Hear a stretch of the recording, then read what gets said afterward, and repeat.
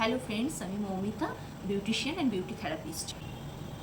ফেসবুকে আমি প্রায়শই কিছু পোস্ট দিই, ভিডিও ছাড়ি। সেই ভিডিওগুলোতে থাকে আমার ক্লিনিকে কী কী সার্ভিস আমি দিয়ে থাকি, কেমন স্কিন থেকে কীরকম স্কিন হয়ে যাচ্ছে, কীরকম হেয়ার ছিল সেইটাকে কীরকম করে রিপেয়ার করছি। এরকমভাবে আমি অনেক রকম ভিডিও পোস্ট করে থাকি। কী কী সার্ভিসটাকে মানে যেই সার্ভিসটা আমি বলি মুখে, সেই সার্ভিসটা সত্যি সত্যি আমি ক্লায়েন্টকে দিতে পারি কি না, আমি এরকমভাবে অনেক ভিডিও করে থাকি। তা তোমরা নিশ্চয়ই দেখেছো। আর আমি সবাইকেই বলি যে আমাকে ওখানে কমেন্ট সেকশানে, যেখানে আমার ভিডিওটা দেখছো সেখানে তোমরা কমেন্ট সেকশানে যদি কিছু জানার থাকে সেটাও জানতে পারো, যদি তোমাদের কোনো কমেন্টস করার থাকে সেটাও বলতে পারো, যদি তোমাদের ভালো না লাগে সেটাও বলতে পারো, কেন তোমাদের কোনো কমেন্টস আমার কাছে যথেষ্ট ভ্যালুয়েবল। আমি কেন, প্রত্যেক ক্রিয়েটারদের কাছেই যথেষ্ট ভ্যালুয়েবল। তা আমি সবসময় এরকম বলি।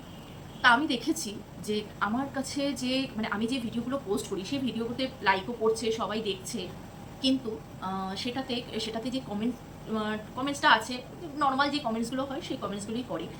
কিন্তু যেগুলো তাদের প্রবলেম, আমি জানি না কেন, কাউকে আমি মেনশন করে বলছি না, কেউ প্লিজ আমার কথাটা যদি খারাপ লেগে থাকে প্লিজ তার জন্য সরি। হ্যাঁ, কিন্তু তারা আমাকে ইনবক্সে মেসেজ করে কিংবা আমার হোয়াটসঅ্যাপ নাম্বার দেওয়া থাকে, সেই হোয়াটসঅ্যাপ নাম্বারে মেসেজ করে।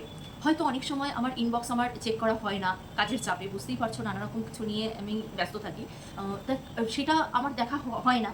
সেটা যখন দেখা হয় না, আবার পরে আবার হোয়াটসঅ্যাপে আমাকে মেসেজ করে তারা বলে যে তুমি এরকম করে বলেছো, বা সবসময় বলো যে এরকম যদি তোর কোনো প্রবলেম থাকে তাহলে সেই প্রবলেমটা তুমি শুনবে, সবসময় যে আমার ক্লিনিকে আসতে হবে সেটাও নয়। হ্যাঁ, তুমি কোনো রেমিডি বলবে কিন্তু তুমি সেটা স্কিপ করে যাও বা আমাদেরকে বলো না, তাহলে কি তুমি সত্যিই বলবে না? না, এরকম কোনো ব্যাপার নয়। আসলে সবসময় আমার ইনবক্স চেক করা হয়ে ওঠে না।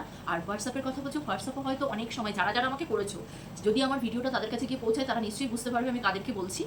কিছুদিন আগেই আমাকে একজন এরকম মেসেজটা করেছে যে তুমি তাহলে যেরকম আমাদেরকে বলো, যখন আমরা যাই ক্লিনিকে, সেই ক্লিনিকে গিয়ে যাওয়ার পরে তুমি যেরকম আমাদেরকে বলো, বা মানে ফেসবুকে আমি যাই যেই জিনিসগুলো আমি দেখাই, সেগুলো সম্বন্ধে যখন আমি বলি, আমার একটা ইউটিউব চ্যানেলও আছে, সেই ইউটিউব চ্যানেলেও যখন আমি বলে থাকি যে এরকম যদি কোনো কিছু জানার ইচ্ছা থাকে তাহলে আমাকে অবশ্যই মেসেজ করো। কিন্তু তার সত্ত্বেও বলছি, সবসময় আমার হোয়াটসঅ্যাপ কিংবা ফেসবুক বা মেসেঞ্জার আমার চেক করা হয়ে ওঠে না। তোমরা যদি ফেসবুকে কমেন্ট করো তাহলে কি হয়, সেই কমেন্টটা ভিজিবল হয়, মানে সেই কমেন্টটা হচ্ছে নোটিফিকেশনে চলে আসে, সেই সময় দেখা হয়। কিন্তু ইনবক্সে থাকলে সবসময় চেক করা হয়ে ওঠে না, তার জন্য সরি। এবার তাহলে যেটা নিয়ে খুব বেশি আজকে বিগত 1 মাস ধরে আমার কম করে 1 থেকে 150 মেসেজ ঢুকেছে, কিন্তু আমি সময় করে উঠছি না, মানে করতে পারছি না যে তোমাদের সাথে আমি এই রেমেডিটা শেয়ার করব বা এটা নিয়ে কিছু আমি তোমাদেরকে বলবো। সেটা হলো, অনেকেই আমাকে বলছো যে ট্রিটমেন্ট, হেয়ার ট্রিটমেন্ট করে যাচ্ছ, যাওয়ার পরে কিছুদিন ভালো থাকছে, কিন্তু তারপরে আবার কিছু প্রবলেম হচ্ছে। এটা আমাকে অনেকেই কিন্তু এটা যে কিছুদিন বলতে প্রায় 1-1.5 মাস 2 মাস ঠিক থাকছে, বিশেষ করে স্কিনের ক্ষেত্রে 1-1.5 মাস 2 মাস ঠিক থাকছে, তারপরে পিম্পল যাদের হচ্ছে তারপরে আবার তাদের ওই পিম্পলটা দেখা দিচ্ছে। কিন্তু এটা কেন হচ্ছে? তাহলে কি তাদের তোমাদের পিম্পল কোনোদিনই কমবে না? এটা তোমাদের মেন প্রশ্ন। তা অনেকেই অনেক রকমভাবে এই কোশ্চেনগুলো করেছো, আমি অত তুলেও ধরছি না, কারণ নামও মেনশন করছি না, বা মানে পুরো একদম প্রপারলি যেরকম করে আমাকে কোশ্চেন করেছে আমি সেটাও তোমাদেরকে বলছি না। আমি বলছি কি, পুরো জিসটা নিয়ে অনেকগুলো কোয়েশ্চেন এসছে, সেটা পুরো জিসটা নিয়ে আমি তোমাদেরকে বলছি। প্রথম কথা হচ্ছে, স্কিন বলো, হেয়ার বলো, এটার জন্য আমাদের যেরকম বাহ্যিক কিছু ট্রিটমেন্টের প্রয়োজন, কেয়ারের প্রয়োজন, সেরকম সবার আগে কিন্তু দরকার আমাদের ইন্টারনাল যে প্রবলেমগুলো আছে সেগুলোকে শর্ট আউট করা। আমি বারবার বলছি, আমার কাছে ক্লিনিকে যখন আসো তখনও আমি তোমাদেরকে বলি, আমি এখনও বলছি, তোমরা আবার অন্য সময় আমাকে যদি ফোন করে বা কোনোরকমভাবে যদি আমার সাথে কন্ট্যাক্ট করো, আমি তখনও তোমাদেরকে একই কথা বলবো। শুধু ওপর থেকে দিয়ে গেলাম। আমরা কি করি, কিছু কিছু স্কিনের যেরকম কেমিক্যাল পিলিং আছে, কেমিক্যাল পিলিং করতে অনেকেই ভয় পায়, কারণ যেখানে নিডল ফোটানো হয় সেই সময় অনেকের ব্যথা লাগে, সেই ভয় পায়, বা তারপরে কি হতে পারে সেই ভয় পায়, এরকম অনেক রকম ভয় থেকে থাকে। যাই হোক, সেটা আলাদা প্রশ্ন। তোমরা কি করছো, যে তোমরা মনে করছো আমি ওপর থেকে আমি ফেসিয়াল করলাম বা আমি কোনো ট্রিটমেন্ট নিলাম বা হেয়ারে ট্রিটমেন্টটা নিলাম, মাসে 1 দিন 1.5 মাসে 1 দিন আমি নিলাম, আমার একেবারে যে প্রবলেমটা ছিল সেই প্রবলেমটা কিন্তু একেবারে কিওর হয়ে গেল বা কিওর হয়ে যাবে।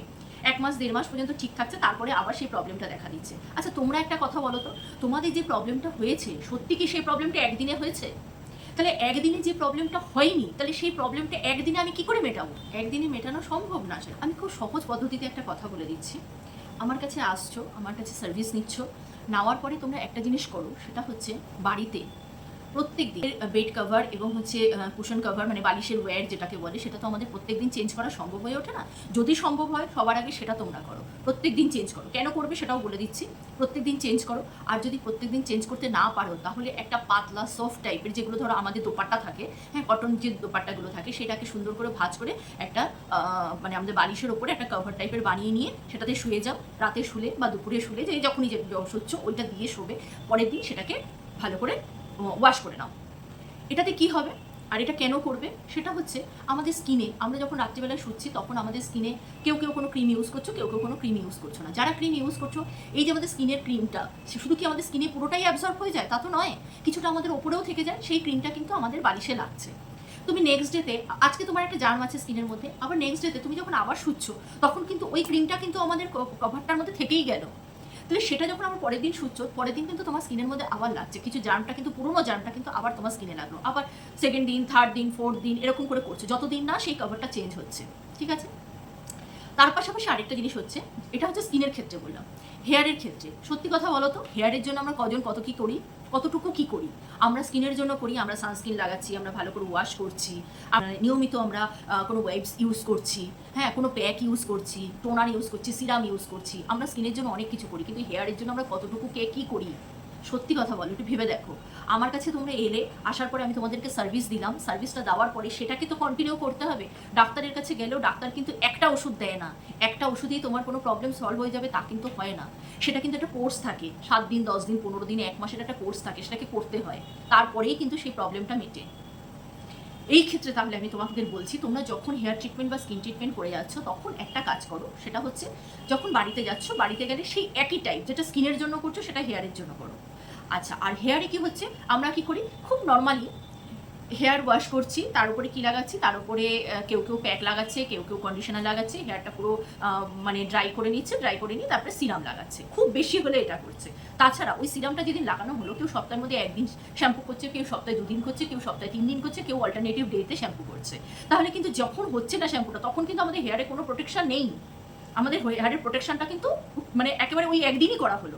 আচ্ছা, তার সাথে সাথে আবার অনেকে এরকম করে, আজকে ধরো হেয়ার ওয়াশ হলো, শ্যাম্পু করা হলো, আজকে তারা হেয়ারে সব কিছু ইউজ করলো, করে নিয়ে কালকে আবার শুধু শ্যাম্পু না করে শুধু জল দিয়ে চুলটাকে ধুয়ে নিল, তাহলে কি কিছু থাকলো চুলে?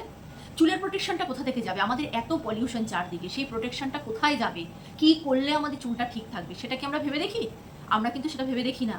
তার জন্য কি করতে হবে? তার জন্য অবশ্যই সিরাম ইউজ করতে হবে। আমি একটা সাজেস্ট করি, প্রত্যেক দিন পুরো হেয়ারে ভিজিও না, তোমরা চুল জল দিয়ে ভিজিও না, সেটাকে হেয়ারটাকে ওয়াশ করো, ওয়াশ করে যেদিন শ্যাম্পু করবে সেই দিনই পুরো হেয়ার ওয়াশ করো। আর যেদিন তুমি মনে করো যে না আমাকে আজকে আমি পারি না, মাথায় জল না দিয়ে আমি থাকতে পারি না, হতেই পারে, এটা অনেকেই মনে করে, যদি মাথায় জল না দিয়ে থাকতে না পারো, তাহলে চেষ্টা করো শুধু আমাদের এই তালুটুকুর মধ্যে জল দিয়ে ধোয়া। আর যদি সেটাও না হয় যে না আমাকে পুরো চুলি ভেজাতে হবে, তাহলে তুমি প্রত্যেক দিন শ্যাম্পু করো, অল্প করো কিন্তু প্রত্যেক দিন করো, তাহলে হেয়ারটাও বাঁচবে। তাহলে কি হলো, তুমি যেই ট্রিটমেন্টটা নিলে সেই ট্রিটমেন্টটাও কিন্তু টাইমিং মানে যে মানে ট্রিটমেন্টটাও তোমার লং টাইম ধরে স্টে করে গেল। এটা তোমরা করো, দেখবে তোমাদের ঠিক হবে। আর যারা আমাকে ইনবক্সে মেসেজ করছো তাদের উদ্দেশ্যে বলছি, প্লিজ তোমরা ইনবক্সে না করে আমাকে কমেন্টে জানাও, আমি সবার জন্য আছি। তোমরা আমাকে তোমাদের যা প্রবলেম, স্কিনের যেটা প্রবলেম, সবাইকে ক্লিনিকে বা পার্লারে আসতে হবে তার কোনো মানে নেই, আমি হোম রেমেডিও অনেক বলে দেবো, তোমরা আমার সাথে যোগাযোগ করো, অবশ্যই অবশ্যই আমি তোমাদেরকে বলবো। তাহলে তোমরা সবাই ভালো থেকো, সুস্থ থেকো, টাটা।